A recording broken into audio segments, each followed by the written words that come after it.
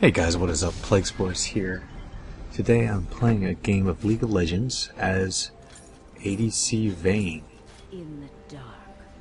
So I do not play ADC that much, but if I can't get mid, it's usually one I jump to.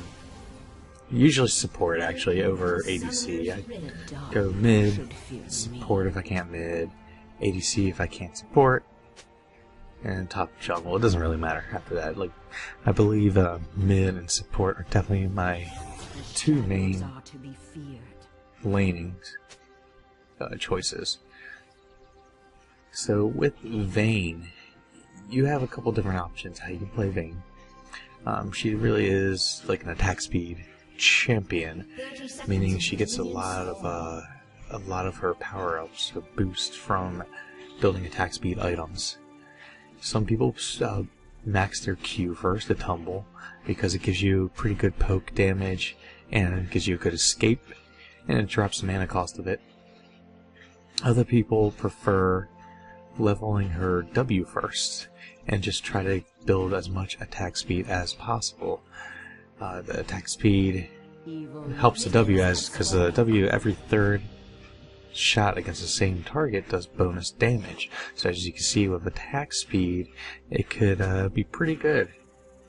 Could be a pretty good amount of damage just because you'd be proccing more. And that paired with your Q allows you to really stick to the same champion and put the pain on. Deliver lots of pain. So my support this game is an Alistar. I'll start farming here. So obviously their jungler started blue. Well, it's blue side. Because they weren't here right away, which let me get a couple of moves ahead of them. I'll keep on farming. I am against a Ashe Sejuani bottom, which is interesting. Lots of slows through frost. So right here I just Q forward and dealt the extra damage to Ashe. Ashe is definitely a late game champion. Her early game is not that impressive, so I should really try to bully her as much as possible here. And the Alistar is just really bullying the Sejuani support pretty bad.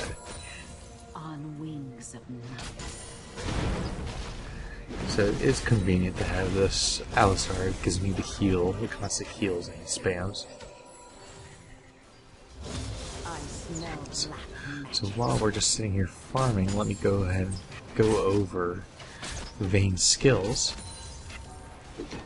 Let's see. As you see there, like, Alistar really gone. The problem is, like, with Alistar going so hard, is that he's doing all the damage to the support and not really focusing on the ADC, which is what you want to do. You definitely want to focus the ADC as much as possible because they're the ones going to be doing the damage back to you. So anybody playing support, anybody playing ADC, focus the ADC bottom lane. Especially if their support is a tanky support. So here he goes, he engages, and he goes after his support again. Which Sejuani is a pretty tanky support, as it is, because all they do is build health and deal massive damage that way. So Vayne's abilities. Start with her passive. Her passive says, Vayne ruthlessly hunts evildoers. She gains 30 movement speed when moving towards an enemy champion. It's great. So whenever you're moving towards an enemy, you're instantly getting 30 movement speed. Why not? Movement speed's great. Her Q, Tumble. Vayne tumbles, maneuvering to carefully place her next shot. She rolls towards the cursor, and her next attack deals 30, 35, 40, 45, 50% bonus damage, with a cooldown of 6, 5, 4, 3, and finally at full max level 2.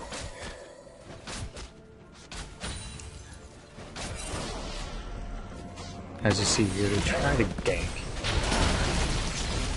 And I went and helped out, just to try to get the Alistar from dying. Now let's see the Alistar where he ran. He ran away from me. But even if he died, I probably would have been able to pick up that kill on Ashe pretty easily. All is laid bare. But he does live, so that's okay. And back to farming. An enemy has been slain. So Sejani's overextending a bit, which is going to allow me to get a kill off on him. Just because he really tried to make a play on me, but wasn't within range, and his ADC was nowhere to be found. She was in the river somewhere hiding, because she was low as well. And if the Ashe went in to help, most likely she probably would have died too. The dark should Okay, so Vayne's W, Silver Bolts. Vayne tips her bolts with a rare metal toxic to evil things. The third consecutive attack or ability against the same target will deal 20, 30, 40, 50, 60 additional damage, plus 4, 5, 6, 7, 8% depending on the level, to the target's maximum health as bonus true damage. True damage, that's why it's so good. That's why really some people I've been seeing with the new jungle, where a smite gives you 2 smites, with 15-second cooldown in between, they've actually been playing Vayne as kind of a tanky Vayne, top lane.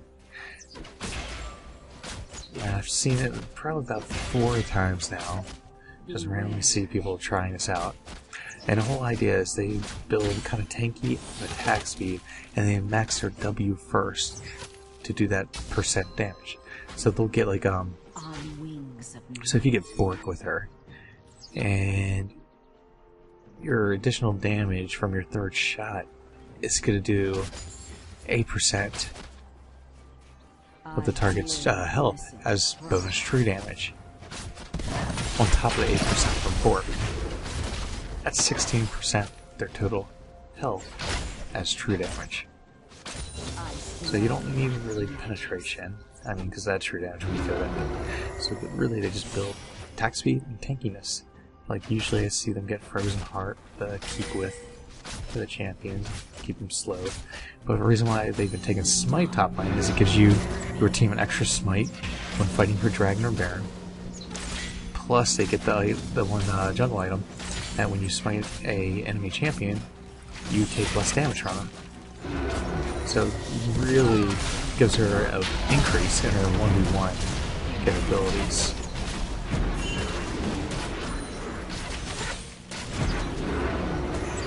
So right here, I had a Q to get out of here. And so Alistar's going to pay for staying that long. And I'm just going to go ahead and back, I believe. Let's see here. It looks like I do stay. And I'm going to keep this Ashe from backing. And if you notice the mistake Ashe made here. So this Ashe, immediately after hitting B to recall, went AFK. So now, because I canceled her recall, she's stuck in my lane. And minions are actually taking her out. So this Sejani is actually getting pretty low herself just because staying there and taking minion damage. Now I'm very low, so I'm kind of nervous about going against their support. So she can stun me, just like that. And just look at they both died. Now it was smart noticing her life. I should have tumbled forward towards her to shoot her once. That would have given me the kill on a target. I just felt it was a little risky. Wasn't really worth the kill if I died. Back to Silver Bolts. Silver Bolts is really good, especially against tanky champions. There's like a Leona support, really good because it just takes out chunks of the max health. So Vayne's E is Condemn. Now Condemn, it says Vayne draws a heavy crossbow from her back and fires a huge bolt at her target, dealing 45, 80, 115, 150, 185, plus 0.5 per bonus attack damage, physical damage, and knocking them back. If they collide with terrain, they are impaled, dealing 45, 80, 115, 150, 185, plus the 0.5 her bonus attack damage, and stunning them for 1.5 seconds. So really at max level, it could deal a lot of damage if you not spine against a wall. Definitely try to do that. Use your Q to position yourself to do that when they go in on you. You can also knock them against your turret if they're dying, where you tumble behind them and knock them back into your turret. That's usually pretty fun. So we were able to pick up a quick dragon here, and we're gonna launch this Ashe into her turret because she was up there pushing without vision and with rather support. So as soon as I got in range, I condemned her, which knocked her into the turret and stunned her. Then she walked back away from her support because she was cut off, and just got condemned again into the wall, which spelled her death. So because of that, we're gonna go here and go mid, try to stop her taking this turret. So the guy is gonna knock him against the wall. He's gonna try to flash over the wall and run in and jump load on. Our master, he's able to stick with him. But because of his stun and condemn, was able to keep Mordekaiser from taking our turret. So that's something you have to think about, objectives. Everybody, when they play League of Legends, they get, kill frenzy, and all they see is red. They just want kills, kills, kills. They'll chase people down through the enemy jungle and make good situations into bad situations, and not taking advantage of the situation at hand. The game, it's League of Legends. You're here to win. You're here to get their nexus. How you do that? You get their objectives, take out turrets, push towards their base. You cannot get turrets if you don't go in after those turrets, onto those turrets after you kill their team. So right here, Warwick comes in. He's good at all, which basically means I can't get out. That's fine, it happens.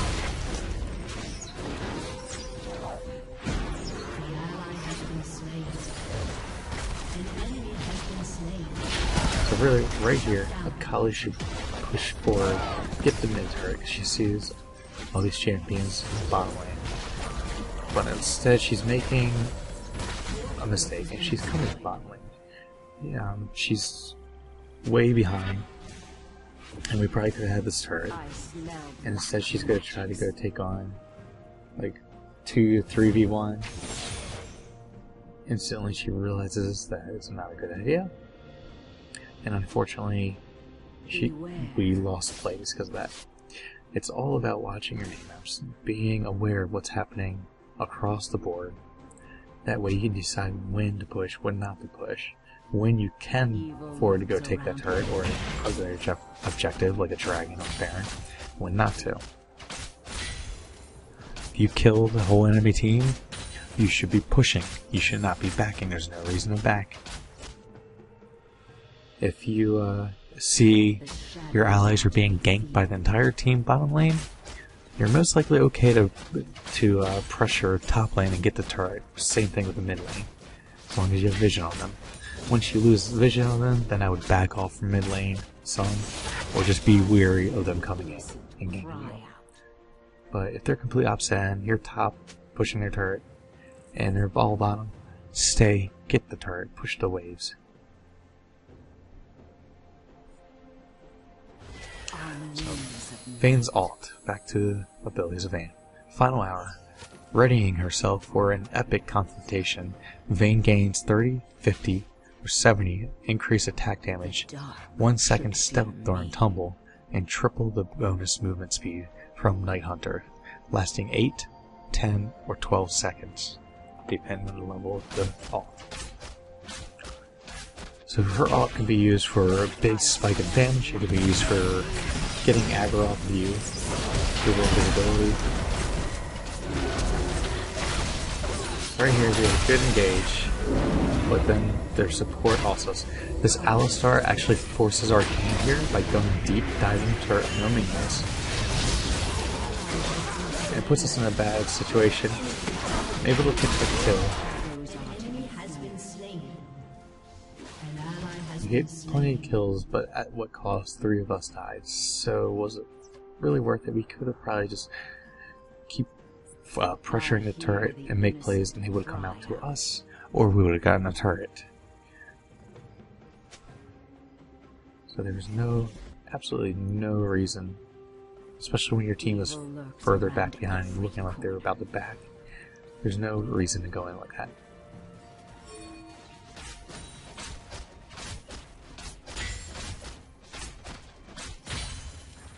Because of that, we lost pressure in other lanes, and they continue to pressure bottom and top.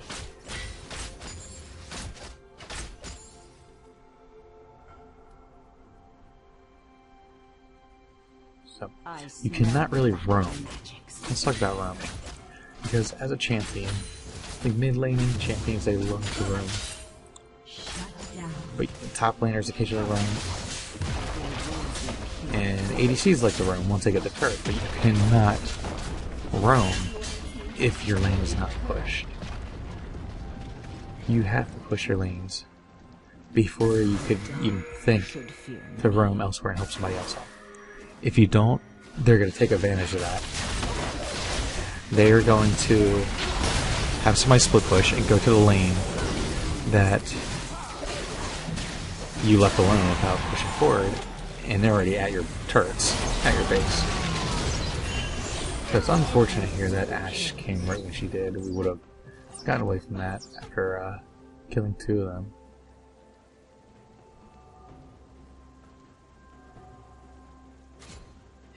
Dragon is definitely something you want to be considering as much as possible during a game as a team. The more dragons you have, the better and easier it gets to win. Your first dragon is more important than your second dragon, third dragon, but your first one gets you the damage. Beware. And the other one is when you get the movement speed. And finally, fifth dragon is just nutty. It's when your team, you should not lose if you have 5 dragons. You should take advantage of it, push. Usually if Baron's up right after you get the 5th dragon, your team just goes right over to the Baron because they are not going to be able to stop you from taking that Baron. If they try to stop you, they will die. So always try to keep pushing that dragon. Keep the vision. Need the vision. Too many people do not apply vision. So as you can see, in all these fights and lanes, I'm always trying to condemn them into the wall. I'll tumble forward so I can get that shot. Sometimes they're just out of range, other times they're within range and I get that stun on them. It does extra damage. You get a stun on them, and if you have an ally with you, that means a ton of damage on them for free. And no damage to you guys. So our Alistar got ganked pretty bad in the bottom lane. So we're going to head down to the bottom lane and try to save the turret. An ally has been slain. So it's a little risky running through our jungle, even though it's our jungle. You know they're all down there. You don't know what kind of ward coverage they have. And you don't know who else is down there. So it could be pretty dangerous. We're just going to go ahead and clear this out from getting the turret. The innocent cry out.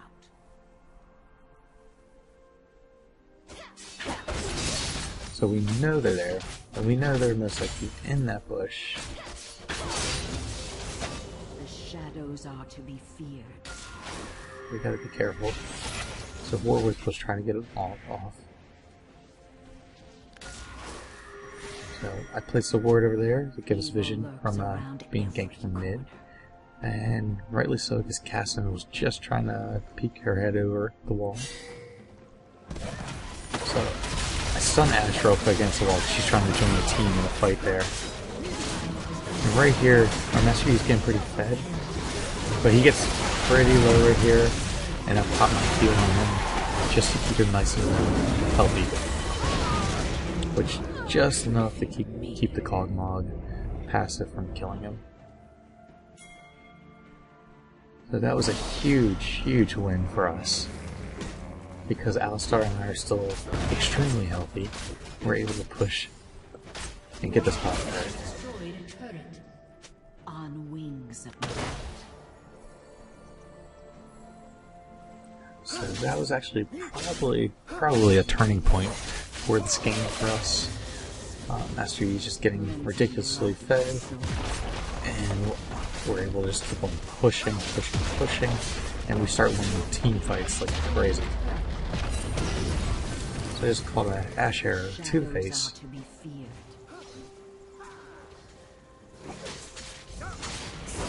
But with no enemies around, it's really ineffective. So Master Yi's going to assassinate this Ash. Once he does this, it's pretty easy to take out this support. Knowing that the ADC support's down, and I see Master Yi in their jungle, I'm going to go ahead and push here, and hope that my team can defend the mid turret. Because I see right now, enemy top, enemy mid, ADC and support were dead. That means there's only one enemy unaccounted for. So I place vision in their jungle so I can see if they're coming, and start wailing away at this turret. And the enemy does pick up 2 kills on us, but we're able to get quite a bit of damage off on this turret, which will help us later when we push forward. So knowing that it's not just a 1v1 with Ash there, and knowing that more are coming, I back off here. An enemy has been slain. And I start making my way towards mid. Beware. I see the trouble that our Ringo is getting himself into. Rampage. And I go here to help out. We're able to get a kill off after them. And save me. And that's the thing, I was about to back there. I was going back to our jungle, pick up golems, and then back. But then I saw Alistar and Mundo getting flanked in mid, and headed there right away.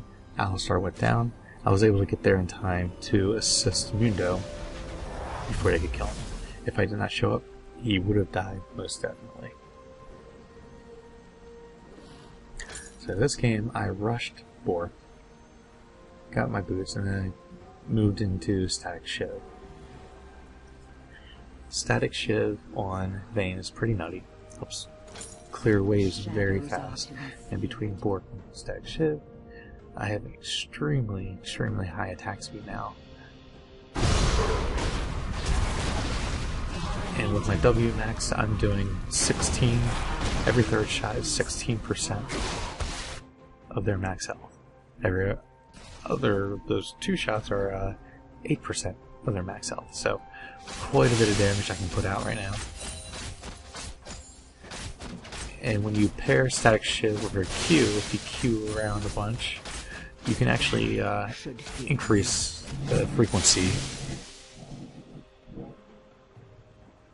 how often the Static Shiv procs. An enemy has been slain. So I'm going to place a ward in their jungle so I can see if more are coming. I'm going to go ahead and help them take out the Sejani. I see more coming. Now I'm going to die if I stay, so I'm just going to go back.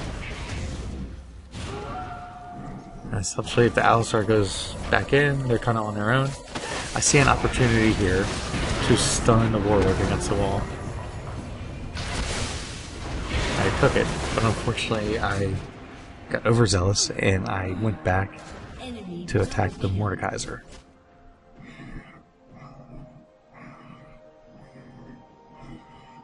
But it did cost my life. I was able to go back and pick up the Spectral and then pick up my boots for even more attack speed at 1.86 attack speed. Working on my Banshee's Veil because Banshee's is just insane right now to stop enemy abilities. So I could stop the Ash Arrow, stop some wars, I could stop Sejani's when he ults and tries to stun me. It can really save me from a lot of things and keep the fight going.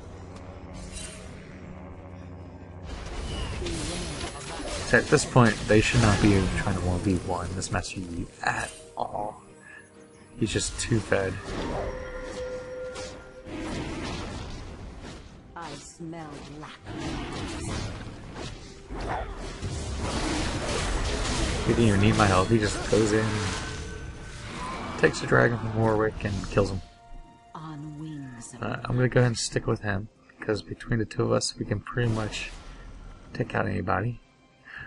Our moon dive right here is a little too deep in their base for some reason. Lane gets shut down, pings for us to go kill them. But like I said, it's not about the kills, it's about winning the game, get the objectives. We know they're all in their base, they were just fighting him along well. We can come in lane a bit, take out the waves.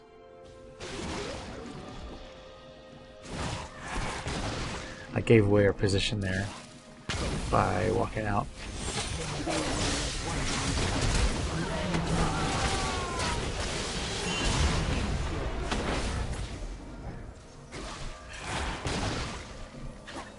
So Master Yi did die. Mordekaiser's gonna try to chase me down again, but he's not gonna be able to catch me. And he's leaving his ally to die to Akali. But Akali overstays, Mordekaiser comes back. Instead of Akali backing off, she stays, waits for the whole team, and yeah, the rest is history. An ally has been slain. Black magics. I'm gonna come here and take the red.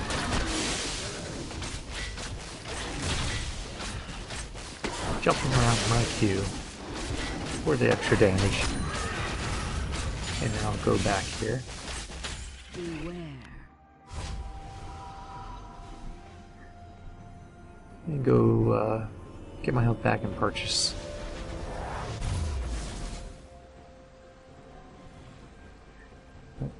Actually, I did not purchase here, I don't think, because I realize I'm getting pretty close to the Banshees. So I just heal up and get back out there to the fight.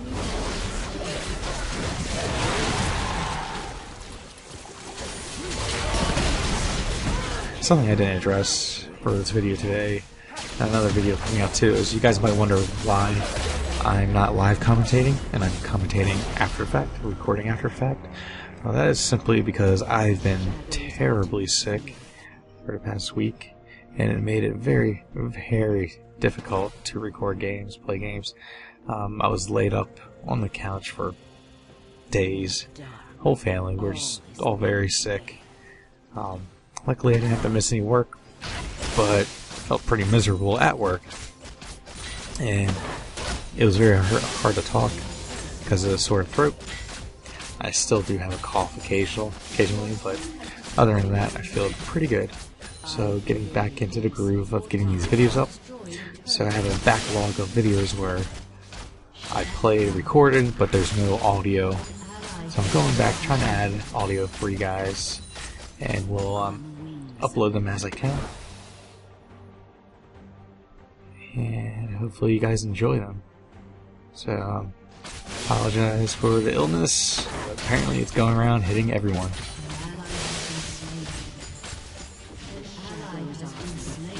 So, my team, they were pushing hard, top. So, instead of helping them, I'm bottom already. So, instead of helping them, I'm going to push bottom, get the turret. Now they have no inner turrets. They just have the turrets in their base. And their inhibitor turrets. And their mid inhibitor turret and inhibitor are down. So we have them pretty good right now. We're pretty far ahead. We've only lost 2 turrets to their 1, 2, 3, 4, 5, 6, 7, and 1 inhib. I smell black magics. Another thing, I believe this was my first game with the gates, the new patch, and the gates coming out of the base. It's interesting. I don't use them. Most of the time I do not use them, but they can be beneficial during fights at your base.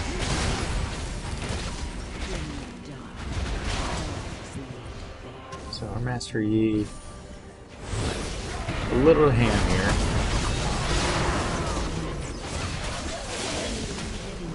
I'm gonna have to just run. So I know they're gonna probably catch me out, so I'm gonna pop my heal, get the increased movement speed, and just take off. Because once I saw both Master Yi and another one of my allies go down, I knew it wasn't time to stay. Meanwhile, our two tanks are pushing top and mid. Like I warned them, make sure you pay attention to pings from your teammates. They can save your life, they can win games, lose games, throw games. Make sure you're pinging, and make sure you listen to your teammates' pings. If your laning opponent during laning phase disappears, ping MIA, and then ping a warning in the river, so that way your allies know they could be coming potentially to gank them. You don't want your allies getting called out for your lack of ping. So I was pushing bottom, and I see Dragon comes up as I push, so I'm going to go get Dragon. Place a ward down. Come over here. Start Dragon. Seeing that my team's still pushing top, pressuring them mid lane and top lane. I got the bottom lane pushed, so there's really no threat to me whatsoever. And I'm able to just shred this Dragon pretty fast with my attack speed.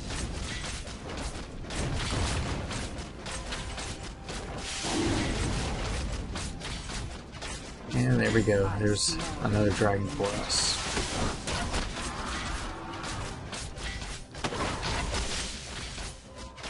Shut down. An enemy has One thing you want to do, especially early on, is you want to try to get a lot of wards out in the enemy jungle. The more vision you have in the enemy jungle, the better. And you'll notice that in the higher elo games. You'll see that the jungler, the support, everybody's placing wards in the enemy jungle, because if you have vision on the enemy jungler at all times, you never have to be afraid of ganks, and you can go for objectives more easily, knowing that it's not going to turn to even odds top lane or uneven odds somewhere. It's always going to just be a you versus your lane opponent. So there's no reason for me to run up. I played safe, get the inhib, and go up to help get the Nexus.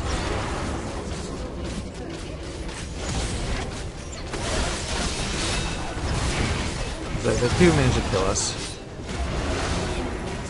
We're unable to get the Nexus, so which is why going for the inhibitor is probably the right play there.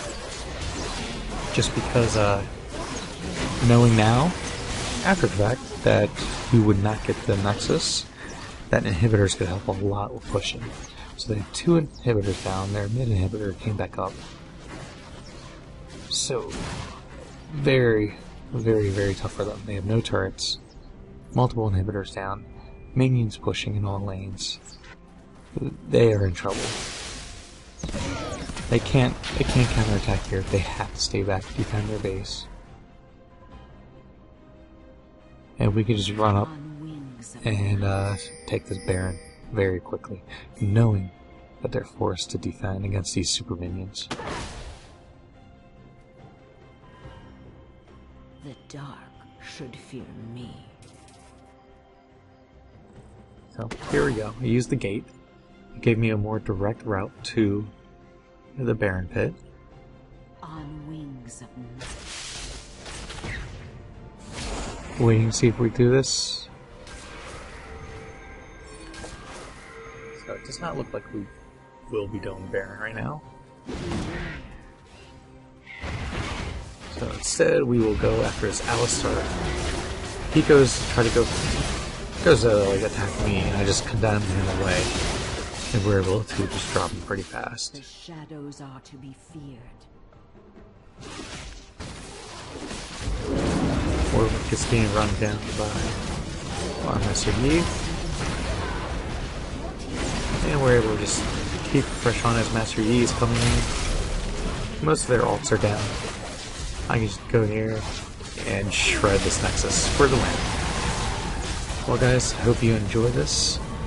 If you do, like, leave comments, dislike, whatever you like. Until next time, I'm xPlagueSpores. Thanks for watching.